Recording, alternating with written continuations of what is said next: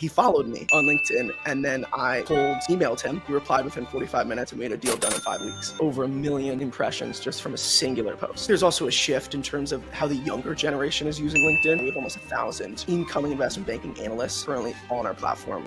Might not be a great market, but for the top 1%, it'll always be a great market in any industry. So kind of the classic, hey, I feel like I don't have time, but it's like, that's always just like the founder's worst excuse ever. And why we're on the podcast today, I think it's an incredible idea. That's all about evoking motion. That's it at the end of the day. Welcome to Connection Accepted. Today I'm super excited. We have a great guest on. We've got Brooks from RecruitU. Brooks, thanks for joining us. Yeah, no, it's great to be here. I'm ready to get going. Love it. All right, so for the audience's benefit, for those who don't know who you are, what you're working on, can you just give a quick background on where you're from, who you are, and what you're working on? Awesome. Yeah, so I'm one of the co-founders of RecruitU from Connecticut, went to school in Connecticut, Trinity College. I've been working on RecruitU coming up on 4 years, kind of since we really got started, but 2 years essentially out of school full time. RecruitU is an early career marketplace helping students navigate the high finance and consulting recruiting process. And where we are very different than other recruiting platforms out there is we are building this concept of like a club network across the country where students can discover clubs on campus and vice versa. Companies can discover those clubs for recruiting. That's awesome. And, investment banking, consulting, recruiting, that's something that is very close to home. I was at BCG. Daniel's currently also a consultant as well. So we are very, very much, we resonate with the mission that you guys have. How did you and your co-founder, Wes, even come up with the idea and then eventually start working together? Yeah, great question. And when I say 4 years, that's when Wes and I really teamed up on this. He had the original idea actually in his summer internship when he was at Macquarie. And roughly 6 to 7 months later, he really wanted to kind of get this business off the ground, had kind of the idea of it. And at the time, I was actually running and still own, but don't operate a grill cleaning marketplace. So a lot of my friends were like, what are you doing? Like cleaning grills. And it's become a extremely successful business. But so I knew a thing or two about getting a business off the ground.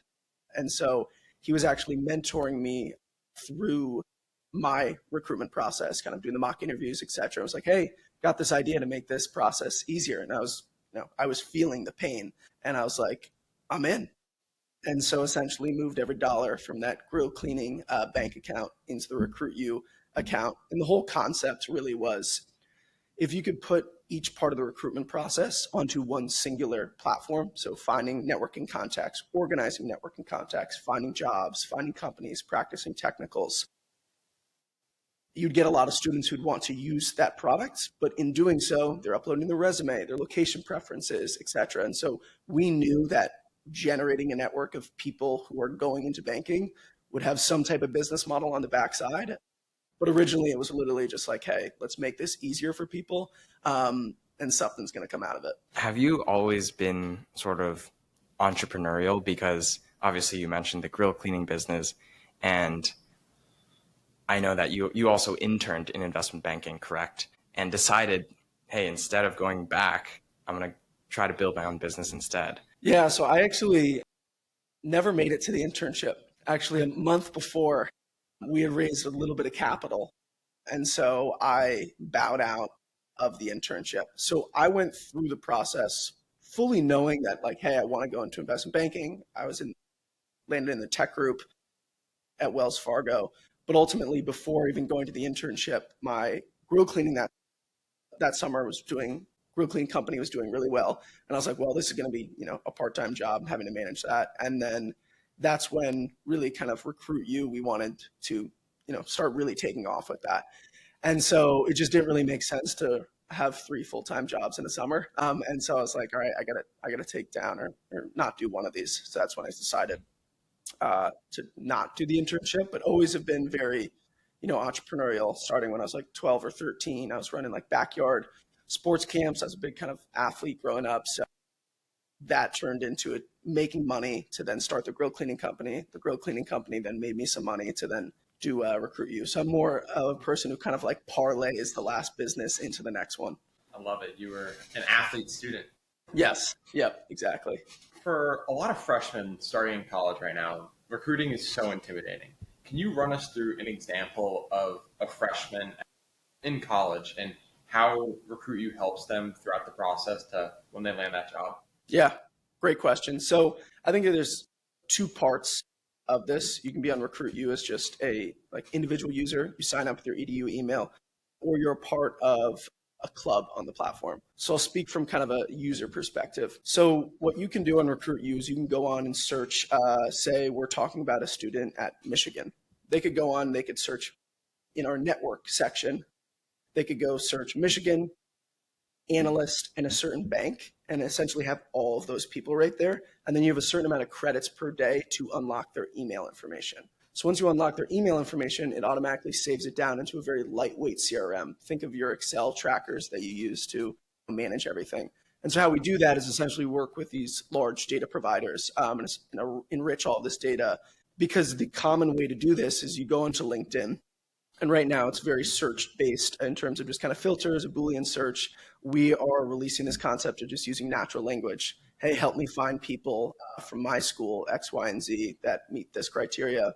Here it is. And so that's kind of the big part early on, as I think both of you know, is definitely making connections at these firms is huge, A, to understand, but B, also to just be like, all right, in the interview process, like you've at least talked to someone.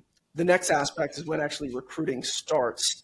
There's two sections, an event section and a job section. And so in each of those, we essentially scrape the web and have very curated just like filters like by class year. There's no concept of like filtering by class year like on LinkedIn, or filtering specifically by like investment banking or like the actual granular way you think about recruiting. And again, you save, apply to all that, it all saves automatically into like a lightweight CRM. And so that's really like the helping manage the networking process and then the searching process. And then something that we've been building more of is this concept of like AI mock interviews. So we worked with seniors and even analysts at banks to answer questions that are often heard in interviews. And so we've broken down a couple of different topics, whether it's like valuation, et cetera, have the ability for someone to answer one of these questions, walk me through a DCF, and then we have AI basically grade it for strengths and weaknesses. And so it's like an all-encompassing, like everything is here if you want to go into these two industries. And so that is really how you capture a lot of students onto the platform. I'm so impressed. And to give the audience some context too, like what you're describing of like recruiting used to be a very manual process. Like I remember, I'm sure Matt's the same. Like we're all trying to make sure we don't miss the event at the firm we want to go to, and then you also need to get someone to flag your resume. So you're going on LinkedIn. Maybe you're trying to then search Apollo, but Apollo doesn't have the email. So you're asking a friend, and then I mean, there are all these things that you just simplified. Is it just for investment banking and consulting right now? So it's for like investment banking, consulting, and then obviously like kind of private equity, VC, growth equity. And the whole concept is we view like the kind of traditional investment banking and management consulting, like the MBB, is like they're very linear pathways. And so it's like you can really understand each step. And so you can build software around each step. Whereas a lot of other careers sometimes bounce off of that. Like if I didn't get my investment banking offer, I was going to do consulting. And then if I didn't do consulting, like you're going down a lot of different routes. And so we view it as people gun after these two industries, but then it's not like they fall off. Maybe they're not interested. Maybe they aren't able to land the roles, but there's tons and tons of roles out there. Wealth management, like equity research. There's just so much out there beyond even finance consulting. So really the vision is helping people navigate these careers, but then starting to build the tech to essentially formalize a lot of these other career paths that people don't know. Because a lot of times, why do people go into these industries? A, it's viewed as lucrative. B, you will learn a lot, but it's also like really what people know. It's like everyone just like talks about it on campus, and then it just becomes like, all right, yep, we're going to go down this route. But I think there's then an opportunity to really expand people's thinking in terms of like other really cool roles out there. Maybe there's a cool insurance company that has an M&A intern role, and that can get a full-time analyst opportunity, and you're actually working on way more deals as if you were at a bulge bracket bank. And so that's really kind of the vision. And so this is the beachhead market to capture like, you know, like mind share and to get to people onto a platform. That's so exciting. I want to close out the conversation on the RecruitU product so we have a full understanding. So we just went through the user side. Yep. What does the club user experience? So from the club perspective, we take a bottom up and top down approach. So how we started off is we essentially looked at the club TAM across the country. We built essentially kind of half baked profiles. Think of how the PitchBook model or the Crunchbase model is they'll build some part of a profile, but then they go to you to validate it. And why would I want to validate it? Is because if investors look at my profile, I want my profile to be full. And so that is essentially what we did is we allow people, you come on to the platform, you put your EDU, so it's EDU only to get onto the platform.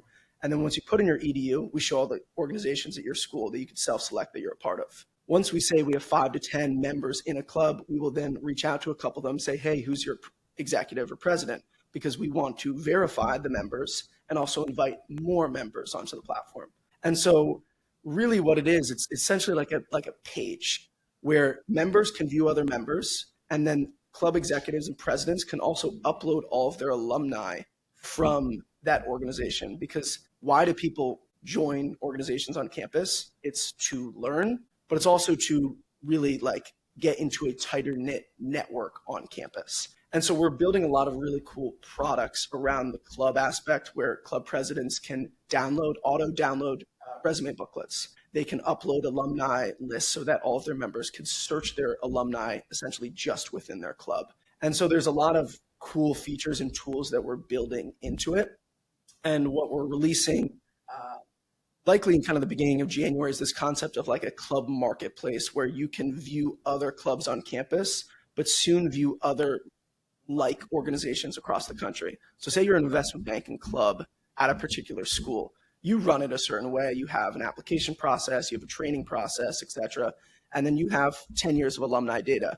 So you're essentially showing off, hey, this is what my club does. But it'd also be pretty cool to understand the data of how other clubs operate or how they have placed. And so that's like the network that we are trying to build is around essentially clubs. It's what we view as like LinkedIn groups didn't necessarily like master, but everyone loves seeing people correlated with like outcomes or data. That's like kind of the prestige of being like, oh yeah, like we've placed here, or our members have X GPA or this major distribution, or are coming from these spots. So it's essentially just a data aggregation page.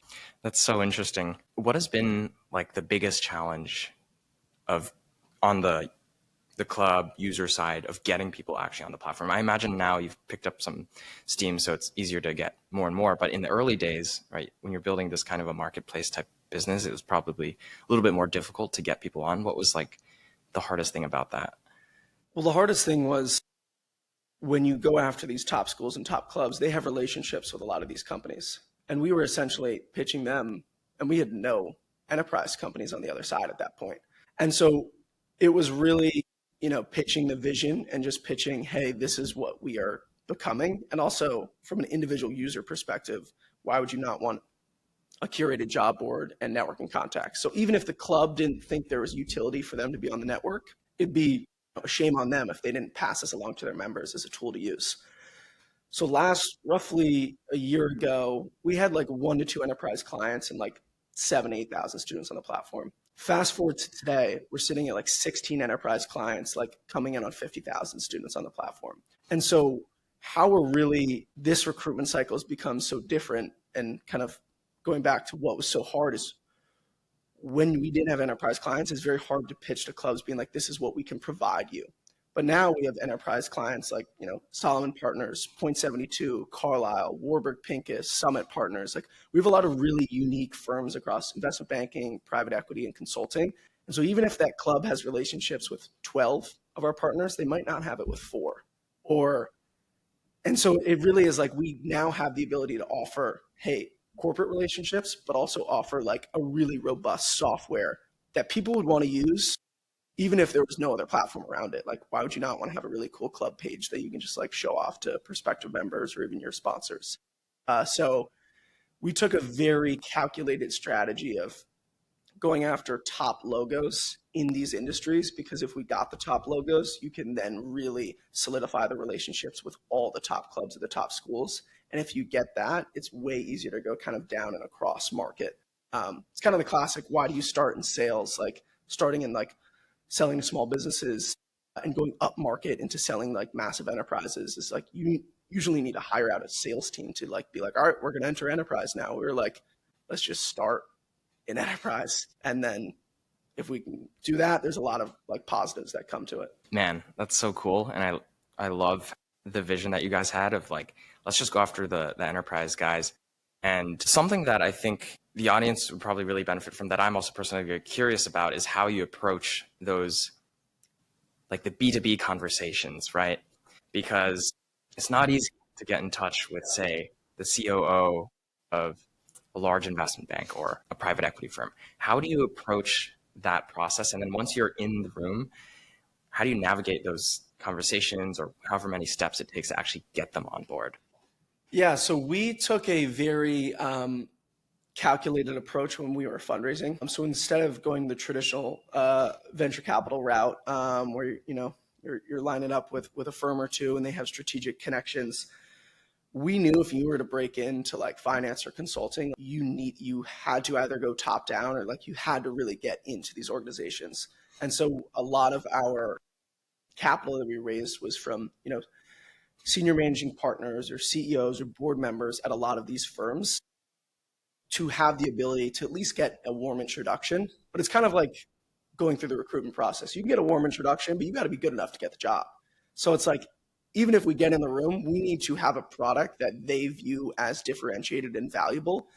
And so that is a lot of kind of in the inroads, but also we've just had cold outbound. One of, and this is kind of relates to this conversation, one of our top clients, a boutique investment bank out of California, I was posting a lot of content on LinkedIn, essentially like curated jobs and just looking like a thought leader. And so he followed me on LinkedIn, and then I cold emailed him. He replied within 45 minutes and we had a deal done in 5 weeks. And that was like our fifth or sixth client. And so it's like, while we do have like relationships, like we are building something very differentiated, where we've had cold outbound that just hits because we have a discovery call. We really try to understand, like, is there a pain point? And do they believe that proactive recruiting, and especially going through clubs on campus, it's emerging over the past like 4 to 5 years. Previously, it was a lot of like, hey, career centers. But career centers are, now viewed as, they're great, but it's a slow way to move and to get students. Going directly to clubs and students is like kind of that fast way to really get in front of highly curated talent. And so where we position ourselves is like in the introductory call, do they believe in club recruiting as a strategy? Yes or no? If it's yes, we then go into all of kind of the anecdotal, like, oh yeah, when I was talking to this president last week, or we've seen this club really perform well into these banks, like maybe they like, and so you it's like kind of a consultative sell of being like, we really know this industry. Like, we are extremely deep here. We've spent years understanding like how all these different clubs operate. And so then sometimes it's still viewed as a bit kind of futuristic, because when you're hiring for early career, it's often viewed as just like a catcher's mitt. There's just so much volume and you just sift through the volume on the backside. What we're trying to say is, why don't you be proactive and essentially go after these students, because that top echelon of talent, that's what everyone's fighting for. It's kind of the classic, like what people are doing with software engineers right now. Like, it's like, oh, like might not be a great market, but for the top 1%, it'll always be a great market in any industry. And so that is really what we're trying to pitch, of being like, there is incredibly top talent out there and you're going to have to win that top talent. And we're going to give you the tools and strategies to do that. And, if you don't believe that's the way of the world, that's fine. We view the world differently. So that's kind of how we, diagnose a problem. And if they agree with us, like, pitch our differentiated approach. If they don't, it's hard to even, make a sale, because they need to see the value that we're providing. I totally agree with the club approach, because what it essentially is you're talking to your friends, and that's essentially what it is. And I think that's the way not just recruiting is changing, but like, the media landscape of more social media. And just, I think this is where we're going more as a society, of trusting more of our friends and our people than like some random thing. Exactly. Yeah. Okay. So we got the clubs, we have the users, or we have both product standpoint. How did you first go about getting those initial users on your platform, and how has your marketing strategy changed? Yeah. So early on, I'd say was a lot through clubs originally. My Are you cold emailing the clubs?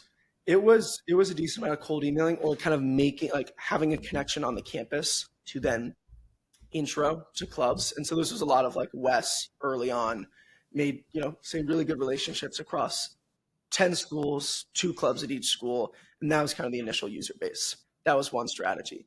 The other strategy that really got us a ton of users, not through the club perspective, was I had a LinkedIn post, which was essentially a curated list of job opportunities for investment banking. And I was like, comment your email if you want access to it, and I'll send it to you. So very kind of a value-driven approach of like, hey, like, we're spending all this time, like, all you need to do is just give me your information so I can email it to you. And posted this on LinkedIn, and the first like 2 weeks, I got like no traction. And then I clearly remember it. This must have been 2.5, almost 3 years ago. Like, I looked at my phone and there's like 10 comments in like 15-minute span. And then next thing you know, there's just like tons and tons of comments. And I think I was out with some people and I was like, I got to go. And I hopped on the train to go home so I could email everyone the sheet that we had built. And it got like 500 comments over like a week. And that essentially gave us enough traction to get to our first 1,000 users through clubs and just individual users, which then allows us to raise our first little bit of money. So we had no idea how to, like, it literally was LinkedIn and clubs at the start. So it's and that's kind of been a bit of the abstracted strategy since. How is that? So you have this viral LinkedIn post. Yeah. How are you thinking about LinkedIn after that? You're like, I've got to keep doing this every week, or what's your strategy? I'd say I have not been, that consistent at all. It's kind of the classic, hey, I feel like I don't have time, but it's like, that's always just like the founder's worst excuse ever. And why we're on the podcast today, how important it is. The LinkedIn strategy that I've done, and I think will continue to really aggressively grow into, is viewed as like a value added player, like in this niche market. So a lot of like my content has been like, who wants, interview prep questions, who wants the early insight programs, the access to these consulting opportunities or investment banking. Like, what I view I'm doing is I'm curating noise in one industry targeted towards more or less students. But when you're targeting students, you're viewed as like a thought leader also for companies to be like, oh, he has a really good grasp of what this market wants in terms of like content or just information. And so like a recent deal actually that we're in later stages with, I got on with like an end user, kind of like technical user who would use the product. I'd already talked to kind of the economic buyer who'd like put the budget in and buy the product. And when I hopped on the conversation with her, he was like, oh yeah, X name sent me your LinkedIn post the other day. It's great that you're, doing stuff like this. And so it's just like a validation metric of being like, this person actually knows the industry and they're also trying to sell software on top of it from the enterprise perspective. But I think there's a lot of, creative ways that this can go in terms of like visualizing the data on our platform. Where are student athletes landing, or where are target versus non-target schools like landing? Because there's no real data aggregation on other platforms. Like Handshake's massive. Like they're not going to necessarily be like, all right, we're going to really focus on this like one niche and we're going to understand like product versus coverage group placements across like X, Y. Like that's not going to happen. So that's where we're, want to be in our zone of genius is there. You hit on such a great point, which is the idea that every company probably has some sort of unique perspective on their customer base, right? In your case, it's obviously students, and the level of granularity that you guys have is something that not many businesses have insight into, and people are naturally going to be super curious. And so like, we were talking before we hit record about how, you'll go into these conversations with like a head of HR or a COO, and they'll be genuinely curious about, hey, like, what are you hearing in these conversations? And we've been seeing it with folks at other startups. Ara Karazian from Ramp, the chief economist, creates some of the most fascinating analyses out there just using their spend data. And then, Peter Walker from Carta as well, doing the same thing with startup fundraising, things like that. So. Yeah, I think it's a definitely emerging field. I mean, more or less everything is storytelling at the end of the day. If you're really good at telling a story, like you're going to captivate an audience. But if, like I was saying, if you can ground that story in like differentiated data that the market doesn't have. So it's like, well, this is the only place I have to go to understand something like this. And I know they're not just like blowing smoke, because I'm looking at the charts right now. And so I think that's it's a broader thing. Why also a lot of these companies are going to be massive. Like you take Ramp for example, they're just generating so much proprietary data, and then what is AI like? To have a great AI product, you just have to have proprietary data. So it's like in that sense, it's just all about data and what can you do with the data to benefit like essentially every side of your product or platform. So are you going to start publishing some of this data and doing a similar sort of insights function? Yeah, so we just built 2 reports. One is a private equity report where essentially we took incoming investment banking analysts on our platform. Obviously, we understood, the groups they were in, the schools, etc. But we also sent out a survey to roughly, 200 of them. We had 75 responses in terms of like, hey, this is what we're like. This is how people evaluate on-cycle or off-cycle recruiting. And then we built this really nice, 10-page report, and it's been our like essentially our lead gen for B2B. And so now what we want to do is break up a lot of that information and start kind of putting it into this, narrative arc, story arc that we can put out, on LinkedIn. Same thing with investment banking. We had the class of 2027 investment banking report that we had developed, and same sort of aspect. And so I'd say it's something we want to like push even deeper on, and it's stuff that we're building internal tooling on within our, within our product, just being like, because a lot of times when we pitch companies, it's like, hey, can you pull X, Y, and Z report in terms of like what percentage of, math or computer science, because people are trending that way as well in terms of the type of candidate that they're wanting. So I think that's going to be a big kind of strategy of ours, is really trying to tell a story around this to both sides, students and employers, because students also need to be informed in terms of like, what should I be doing to land this job? I think that's so genius because you have this huge report, and it's almost like clipping with podcasting nowadays. You take this report, you make it into 10 bite-sized LinkedIn post, punchy little things, and then you use that to get your students. I really think it's just like clipping it. It's hilarious. Yeah, it's just the repurposing of content, make that kind of flywheel. What else so are you doing anything else on LinkedIn? You got these reports, and how are you thinking about it going forward now that you have a bigger user base and are targeting, some more enterprise people too? Yeah, I think it's trying to keep it in a place where you can essentially abstract like your content, like I was saying before, in terms of like students or companies, where it's like you're essentially producing content that is valuable to both sides of the market. And I think a lot of it for getting students is building, resources or insights into, when I talk to a student or when I talk to a club president and they give an anecdote, be able to, amplify that in like, non-target, student from X, Y, and Z school, like this is how they broke in. But then from kind of the company and enterprise perspective, I think a lot more data driven in terms of, this is, if you look at a particular school, take like UPenn, for example, or another target school, like they have 20 clubs, and here's the breakdown of all the clubs, and here's essentially how they operate. Because a lot of times when we get asked from an enterprise perspective, they're like, yeah, there's so many clubs out there. It's like a lot of noise. Like, how do I know what's a top club, what's not?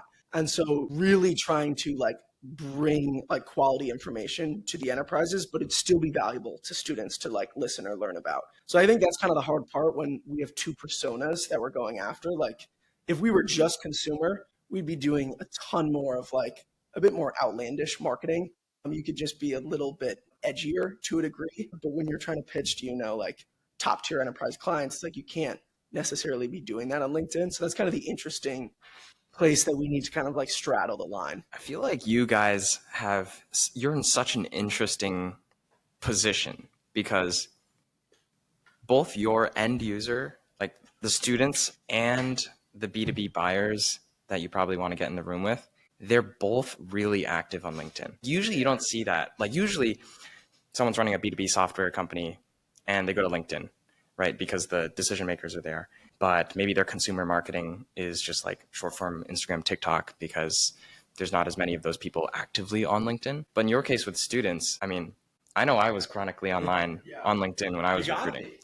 Yeah, no, I think and it's also like, I don't know, you're seeing from other companies out there, like there is I think there's also a shift in terms of how the younger generation is using LinkedIn. I think they're a lot less professional to a degree, where it's like, you walk this back 5 years ago. It's just like the only posts that you saw on your feed were, I'm excited to announce my new position. And everyone's like, congrats, like no exclamation point, capital C, like I gotta be polished. But now it's like, I think people are looking for, more content and stuff that is like, makes you perk up a little and be like, wait, do they actually post this? Or like, this is a really good insight or something that captures attention. I mean, we're in it's an attention economy. Everyone's just like, scrolling TikTok and you get like 3 seconds to get a good hook in. If you don't, you're on to the next video. So that's a lot of what needs to be translated over to LinkedIn as well. Matt and I love talking about this, how the use cases of LinkedIn are expanding. How do you think about LinkedIn versus Instagram? Because, I mean, you had Daniel Min, who was running your social media for a while, grew it to 100,000 followers. Is that still a priority for you? And do you think those Instagram videos generate as much business as the LinkedIn?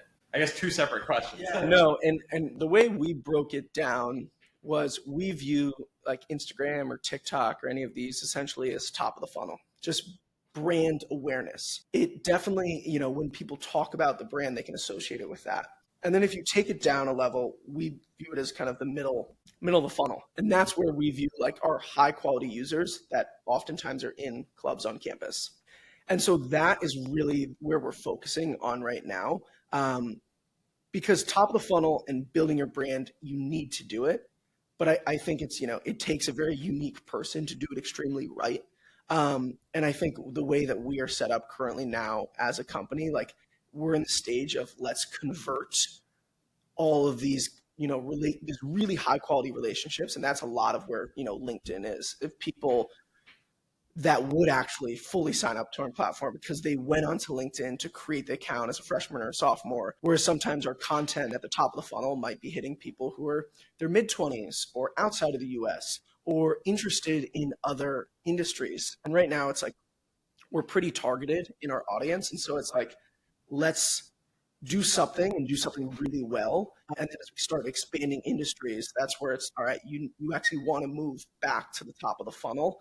But just right now, deliver also on our clients. Like when our clients post a job or post an event, like they want the right users coming to that. So it's, you don't necessarily need hundreds of thousands. You need the right ones active on the platform and engaging on it instead of just like mass volume. So it's in an ideal world, you're doing both incredibly well. But in a world where you need to pick or you're resource constrained or I need to get something done really well over the next 6 months, that's where we view like, us and LinkedIn and clubs and just converting high quality users from, the right schools. Yeah, the quality aspect of it, the quality versus quantity is really interesting to me because obviously the product that you guys have and the pitch that you're making to a lot of the enterprise clients is that the quality of candidates that they will find is going to be a lot higher, ideally, than, if they were just to do traditional channels, right? Exactly. So I can see why you guys would want to focus not just on like purely top of funnel, like let's get as many people in, but really like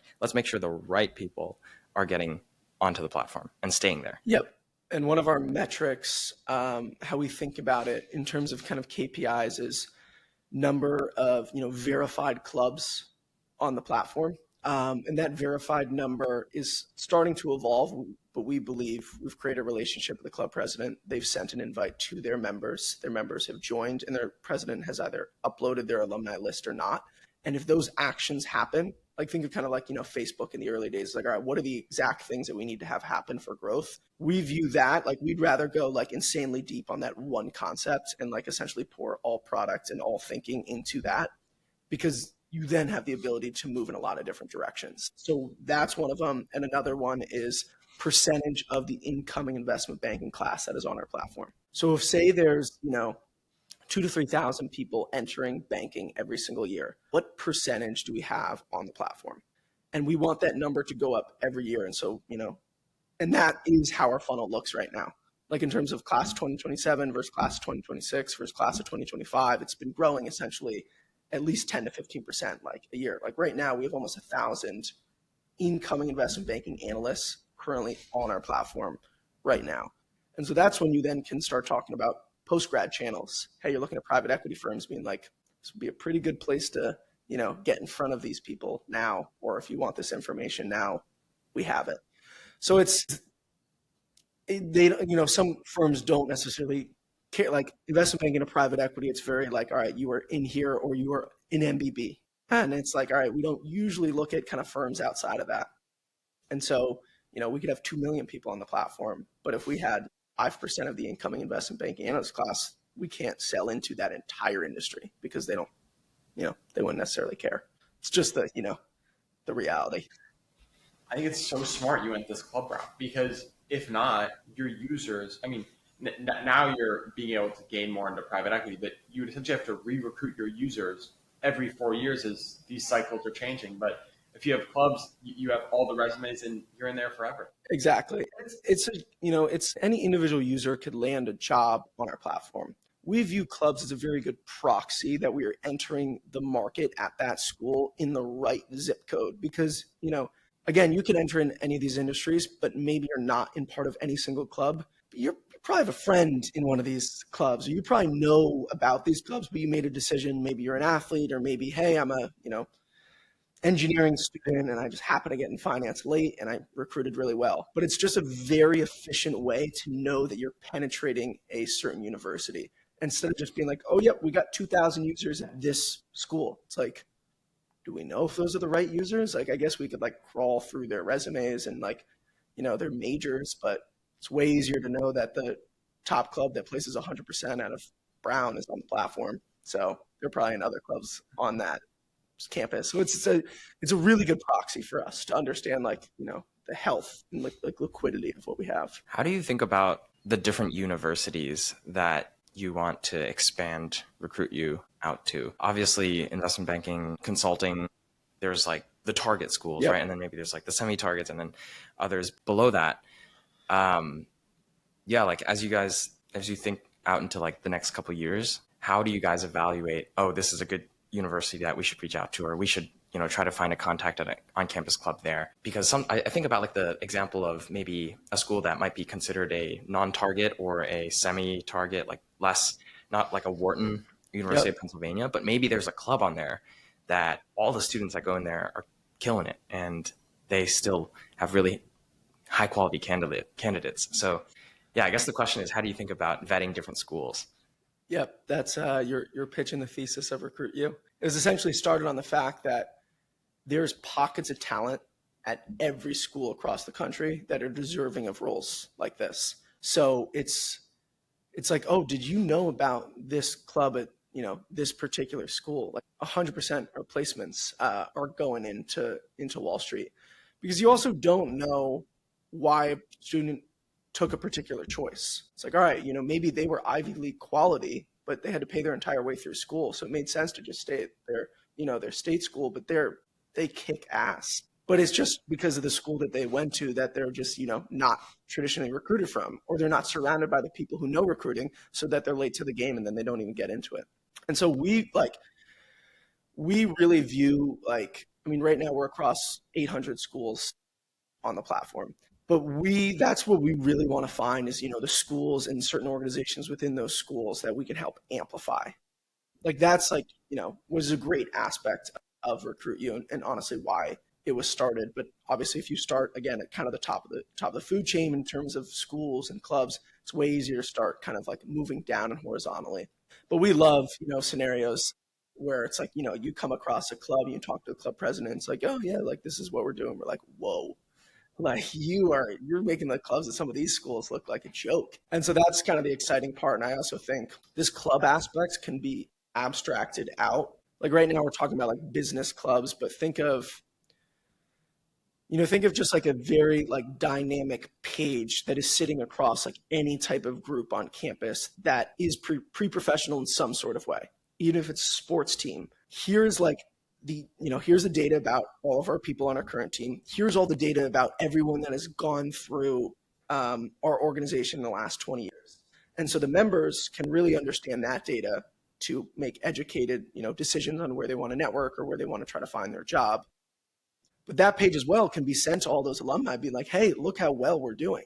And so I think that's really the concept, is how can you create this page that people would want to actually put in their email footer?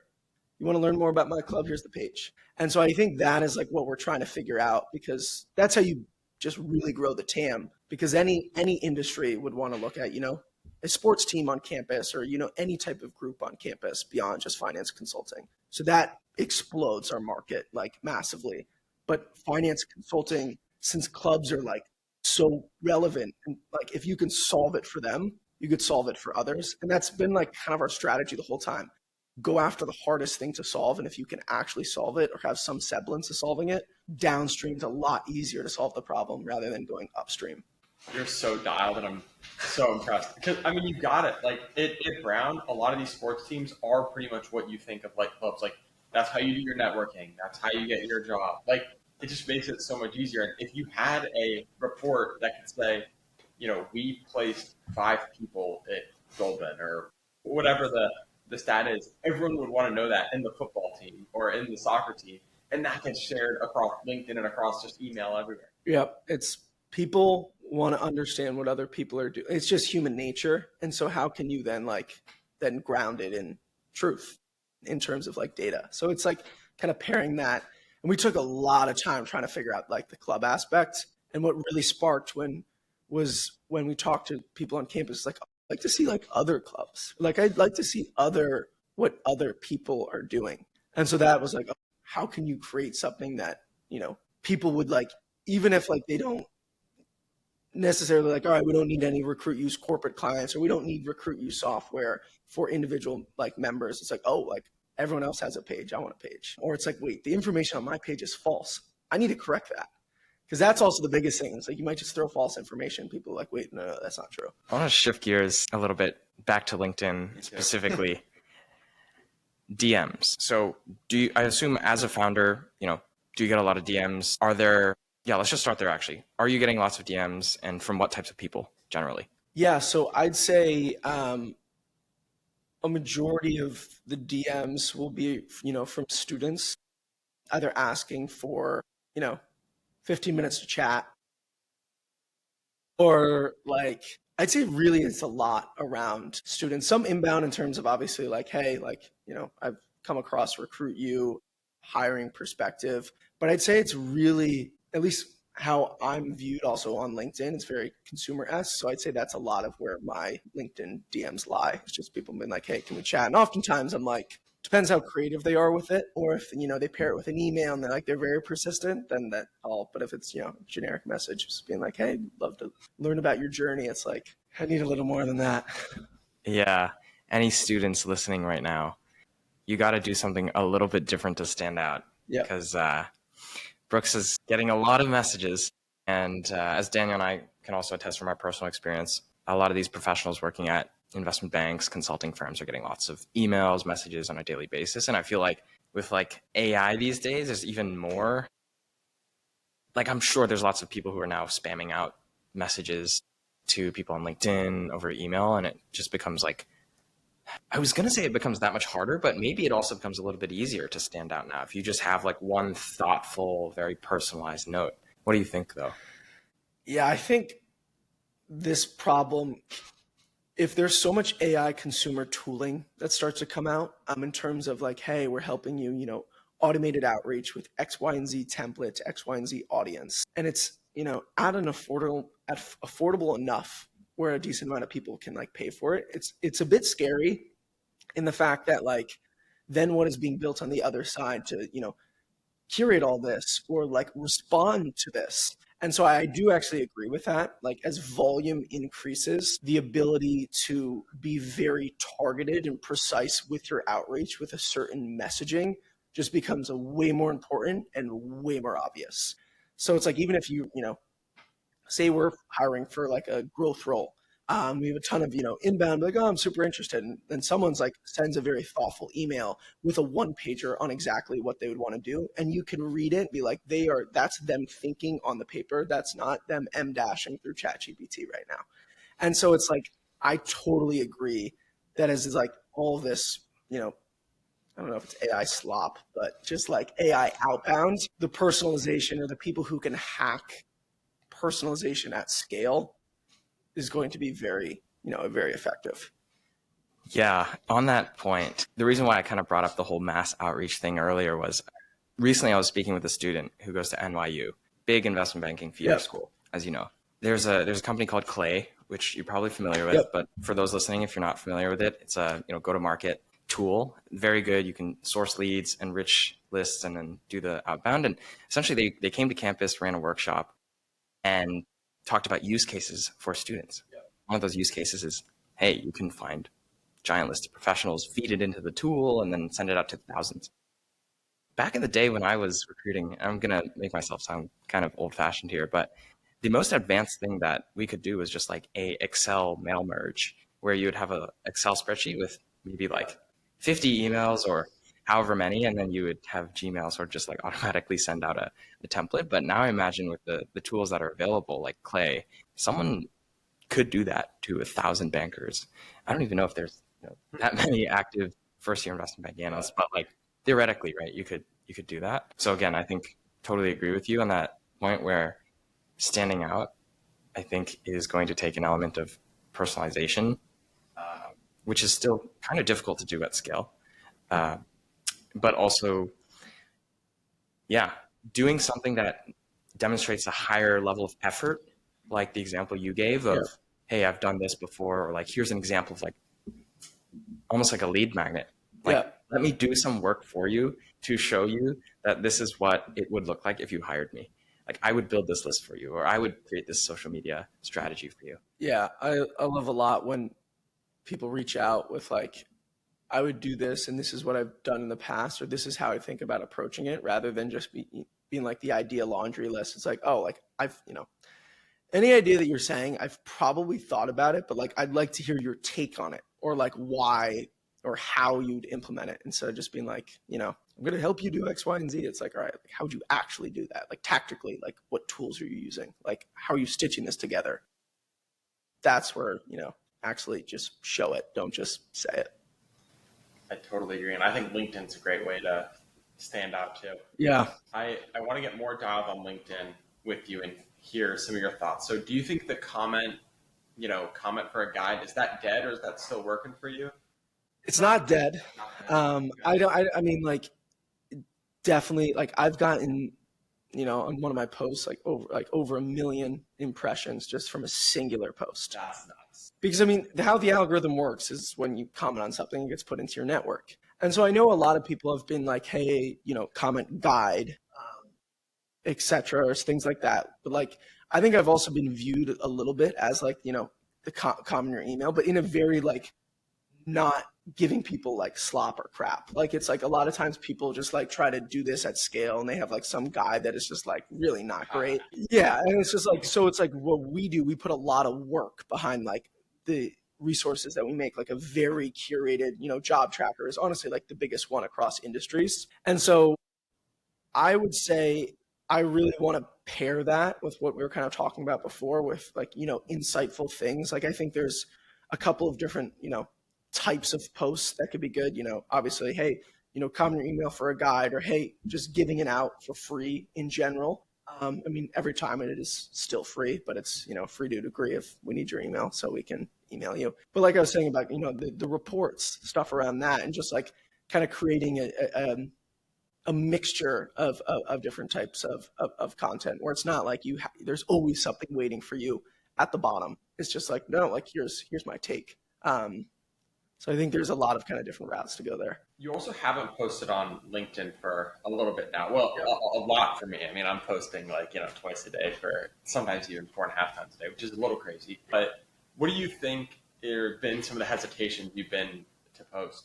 Yeah. So honestly, the big one has been we still have not gotten it out yet. We've been working on this like new product launch from a consumer perspective for like a while. And we thought we were going to launch it like early in September, but we wanted the data integrity and data quality to be way better. And so it created a lot of kind of things behind the scenes of like, all right, we have like a, product launch video, and then essentially a bunch of like content all geared towards, hey, like this is how we're going about, recruiting, here's X, Y, and Z. And I think it's been a little bit of like analysis paralysis to a degree of being like, oh, we were supposed to launch this early September. This is all the kind of content we had baked into kind of our strategy to put it out there. We've been delayed in that. Like, all right, let's just like delay, the content or posting about it because we don't want to lead as many people right now to the product when it's going to be exponentially better in 2 weeks. But that 2 weeks has turned into 4 weeks or 6 weeks. And it's just like engineering problems you can't foresee.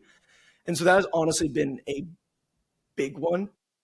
Really, it's been like, there's no real like, hey, like excuse, like why aren't we like putting stuff out there? But it's just been like, like I have a feeling that this is going to launch, and I think we're way closer now, and it's like literally within the next week to 10 days. But I think it's been a lot of around that. It's like you essentially have a launch in your mind, and then it keeps getting pushed off, so you push off the content associated with that. That makes sense, and you would find a lot of value. Have you heard of Lenny's podcast? Yes. He just had the Canva founder on, and I don't know if you've listened to it, but she went through a period for like a year where that exact thing you're describing, you think you're about there, you're about ready. I know. And it was an It's awesome like story. perfect. Like it's just trying to have the stars align on it, everything. And that's where, I'd say that's something that I like do a lot to a degree. It's like a perfectionist in a sense of just being like, all of this is towards, this new product, or this is why we're doing something.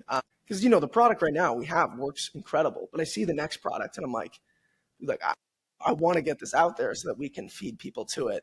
But yeah, I'd say it's just, probably overanalyzing to a degree and being like, it doesn't really matter. Like if people are on that product and you launch the new product, you just let them know that they're going to use the new product. So, yeah, I think it's such a classic founder mindset. Like the very tendencies that probably led you to build this company and to the level of success that you've had so far are the very same ones that sometimes you kind of need to get over when it comes to, with content. Daniel and I talk about this all the time. It's like mental warfare in a way, because the perfectionism that pushes you to have high standards is also sometimes in a way like a mental enemy to shipping faster. And whether it's a product or a piece of content, right?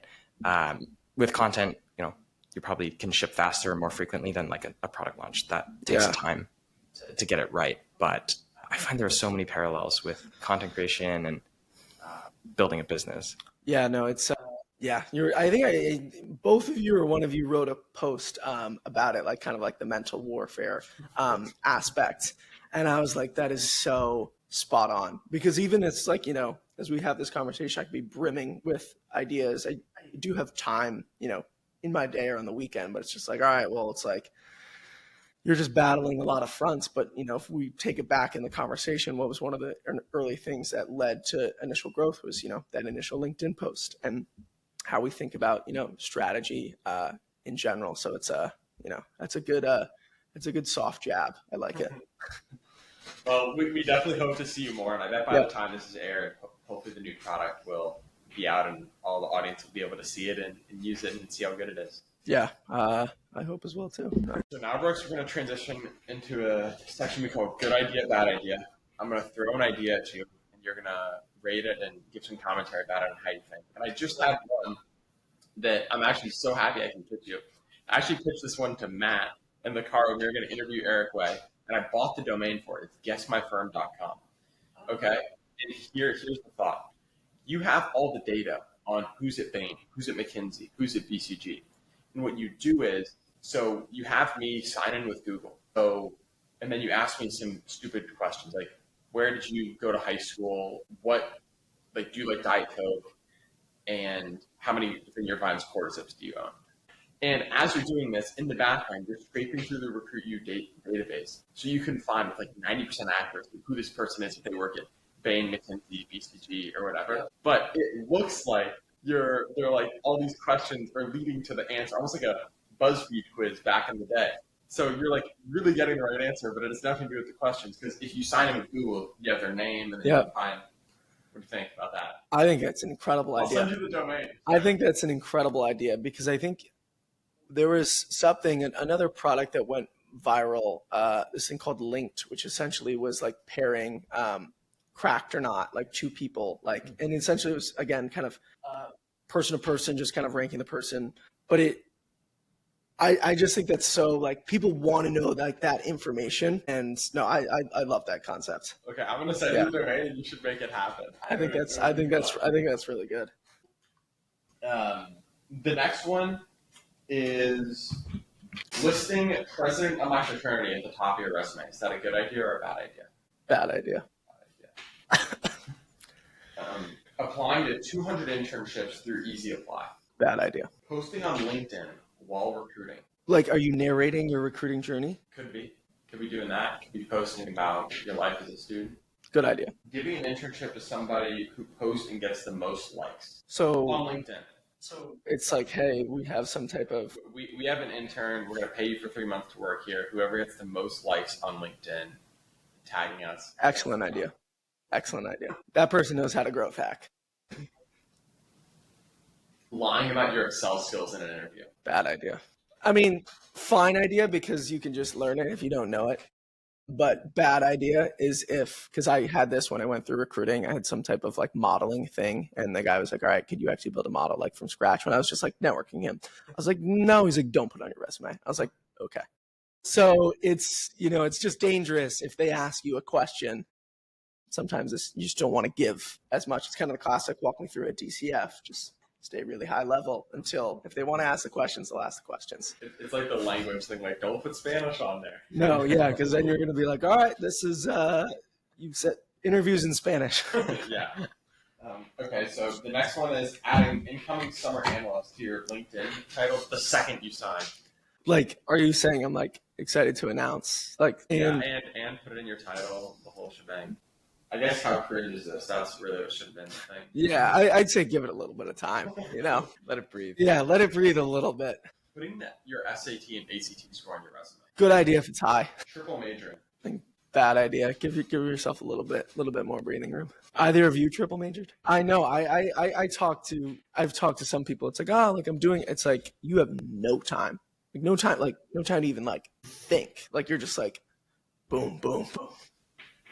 I've got one final idea I just had too. Yep. And I was writing a LinkedIn post about this on the train away over here. I think putting co-founder and CEO in your LinkedIn title has gotten too watered down.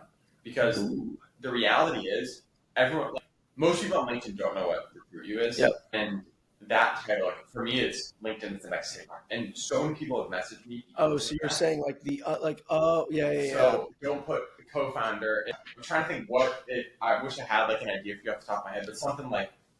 Just literally say what we are doing or trying to solve. Or like just some hot take about recruiting. Never cold, or like it's easier to get a job now more than ever. Or don't cold apply to a job again. Yep. No, I totally, Something I agree. Yeah, a little more controversial, evokes no emotion. Yeah, it's all about evoking motion. That's it. At the end of the day. So, Is there anything else that you want honestly, I think you guys navigated this extremely well in terms of the company building aspects, each end person, student clubs, companies, and then the marketing strategies to get people into the hopper. I feel like is the business in a nutshell. So no commentary there. Very well done. Thank you. Amazing. Thanks for coming on, Brooks. Yeah, no, it's been a great. And then I guess find me. I'm on LinkedIn. My name Brooks Gammill. We got an Instagram, RecruitU HQ, and then our website is recruitu.com. So it's a lot of where we are. Awesome. Sweet. Thank you. Thanks for coming on, Brooks.